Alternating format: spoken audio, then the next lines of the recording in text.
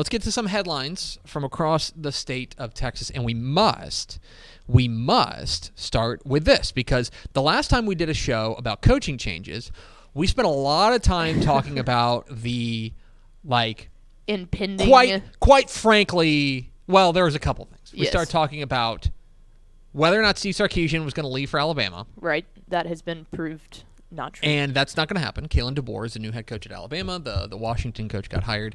And then they gave Steve Sarkisian a big contract extension, which was going to happen. I think he was probably due for that regardless of whether or not Alabama came calling. Expedited the process. But I think that got everybody to the table pretty quickly to get that thing done. So my inkling is that, anything can happen. But from an FBS perspective, coaching change season is probably over in the state of Texas. That felt like the last possible head coaching change. The only thing that I could even think about possible would be if something big opened up and Rhett Lashley got it, big-ish, not massively big. But I don't think that's going to happen. So Washington is the biggest job open, right?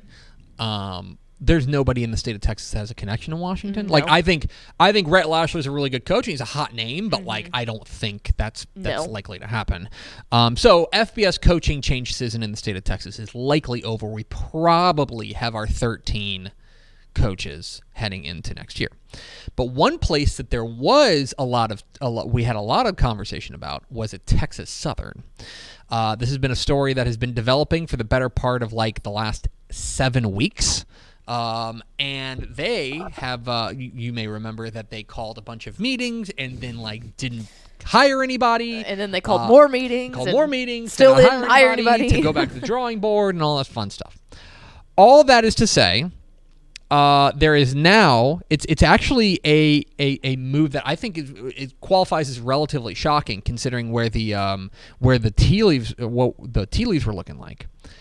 But after a relatively messy search, the Texas Southern Tigers have named Chris Dishman as their next head coach. Chris Dishman, you may remember, as the head coach, or rather the former Houston Oilers great.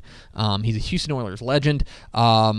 This is it's an ending to, it's probably a good ending to a bad story for Texas Southern.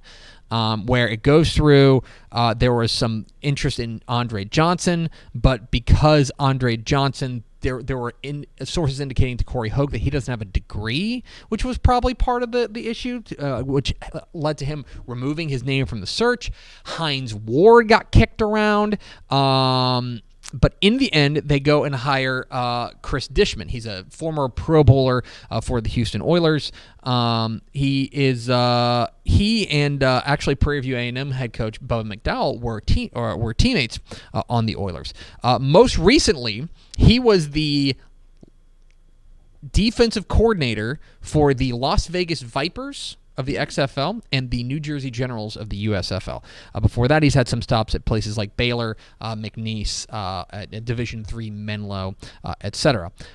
It is like I said, Corey Hogue kind of phrases it as probably a positive ending to a messy story for Texas Southern, and I think they're probably just happy to be out of the news. Yes. Probably the thing that does. Yeah, sometimes not catching the headlines for your coaching hire is the better option. I would say that Texas got a pair of good. How do I phrase this? Texas got two pieces of good news from a personnel perspective on the court over the weekend, or rather since the last time we did a headline segment. One of them is that Quinn Ewers announced that he is going to return for the 2024 season. Quinn Ewers, of course, the starting quarterback for the Texas Longhorns. That is big news for them. He enters 2024 as the presumable starter for Texas, although Arch Manning will certainly, I would imagine, get an opportunity to win the job. But Quinn Ewers, say what you want about him, he led Texas to the college football playoff, plain and simple. There are going to be people. It's interesting. I think there are going to be people who just want the new guy, who want Arch Manning to get his opportunity. But Quinn Ewers will be back for 2024, which I think if you told me that at the beginning of the year, I would have thought you were a bit crazy. But obviously, usually when that happens, he asked somebody for an NFL grade, and he probably wasn't going as high as he thought. or high as he hoped, and so he's hopeful that he will get another opportunity. The other thing is that the quarterback class, he wasn't going to be the first quarterback taken, right? I think he might be looking at this and saying, okay, if I wait another year, maybe the quarterback class will clear out and I can be a little bit higher on the list. So Quinn Ewers will be back for the Texas Longhorns next year. A guy who will be joining him there will be a player that actually Quinn Ewers faced off against back in week 2 when Texas went to Alabama and got a win. The star receiver for that Alabama team was Isaiah Bond. Isaiah Bond, after Nick Saban retired, that opened up the transfer portal for 30 days for Alabama players. One of those guys who hopped in the portal was their star receiver, Isaiah Bond. Led them with 48 catches for 668 yards and 4 touchdowns. He will now be joining the Texas Longhorns. He has announced that he will be transferring to Texas. This has been a reloaded receiver core, for a receiver core that looked like it was going to get wiped out. Coming out of the Sugar Bowl loss. Texas has really reloaded with guys like Matthew Golden transferring from Houston, as well as guys like Jonte Cook, DeAndre Moore Jr., Ryan Niblett. They signed Ryan Wingo in the 2024 class. The Texas receiver room has been restocked most certainly. Another bit of news, quarterback news. You may remember that Chandler Morris, the TCU quarterback, has hopped into the portal. He has found his new home, and he's staying local, just going kind of across the Metroplex from TCU to North Texas. I was hyped about this. Where he will have 2 years of eligibility for North Texas. It is, and they remember Eric Morris lost his quarterback when Chandler Morris transferred. Chandler Rogers. Thank you. That's going to be tough. Well, yeah, because you've got Chandler Rogers being replaced by Chandler Morris and head coach Eric Morris. So none of this is good. No. Morris will presumably battle Stone Earl to be the starting quarterback. My guess is that Chandler Morris is your favorite to be the quarterback there, but that's big news for North Texas as they haul in Chandler Morris transferring from North Texas to TCU to North Texas, rather. I will get it right. Speaking of quarterbacks, Texas State has landed a transfer quarterback. This is going to be an interesting battle. So TJ Finley announced that he's coming back, right? He announced he's coming back for another year in Texas State, which is great. Now things got interesting. They will be adding Jaden DeLora. Jaden DeLora, the former Arizona quarterback, as well as the former Washington State quarterback, will be transferring there. He was a... This was there was a strange situation there legally that I'm probably not well versed enough to comment on.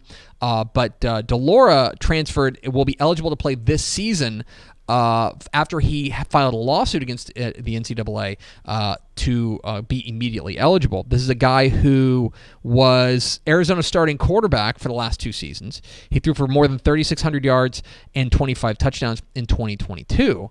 This is a big get here for Texas State as Jaden DeLora joining and will presumably compete with TJ Finley for the quarterback job. It's very interesting there. That's gonna be a fun one to keep an eye on. Absolutely. Most certainly. Okay. And then a couple of head coaching changes of note across the state of Texas. One of them is that Wall will have a new coach after Houston Guy, for the first time in 17 years, they're going to have a new head coach. As Houston Guy announced that he would not return as the head coach. That's reported by our own Matt Stepp. He submitted his official letter of resignation will next week. But he told our own Matt Stepp that he will be resigning there at Wall. So the Wall Hawks are looking for a new head coach. Laredo United South is looking for a new head coach. Joe Koss has retired after a lengthy career, but so Laredo United South is looking for a new head coach as well. And then finally, I do want to mention this in the non-FBS ranks. One more, and that is that SAGU was looking for a new head coach. That's Southwestern Assemblies of God. Southwestern Assemblies of God. SWAGU, for those who really the real ones. As they have promoted their defensive coordinator, I believe it was, their defensive coordinator, Jared Hudgens, to be their next head coach. He was an assistant coach for his alma mater. He was named defensive coordinator in 2021. He will be taking over after Greg Ellis announced his resignation after going 11-10 during his 2 seasons.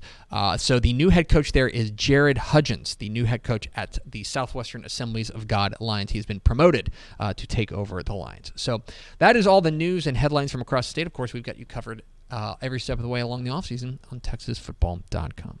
Thanks so much for watching that video. If you would like more and to be notified when they come out, go ahead and click that subscribe button right down there. You can also watch Texas Football Today every day live at noon on TexasFootball.com, Facebook, Twitch, and right here on YouTube. For more of the best coverage of Texas football in the Lone Star State, go to TexasFootball.com/subscribe.